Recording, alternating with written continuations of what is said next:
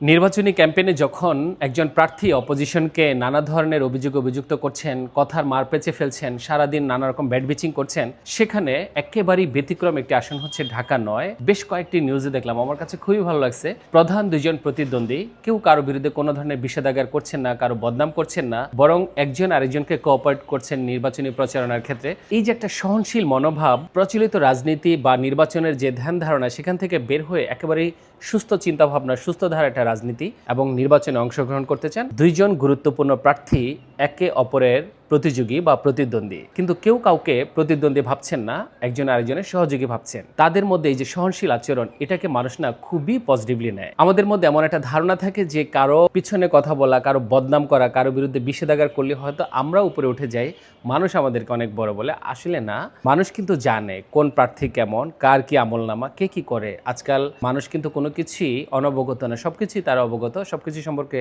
তাদের খুব ভালো ধারণা আছে। কাজে অপোজিশনকে সম্মান জানানো মানে নিজেকে নিজে সম্মান করা। মানুষ কিন্তু যথাসময়ে তার যোগ্য প্রার্থীকেই বেছে নেবে। ঢাকা ৯ আসনের মতো সহনশীল পর্যায় থেকে সম্মানসূচকভাবে পক্ষ প্রতিপক্ষ বিপক্ষ সবাইকে সম্মানের জায়গায় রেখে তারপর সুস্থভাবে একটা হালাল নির্বাচন করা দরকার। ঢাকা ৯-এর এই নির্বাচনী ক্যাম্পেইন বা এই পরিবেশটা আমার কাছে সুপার, অনেক ভালো লাগছে।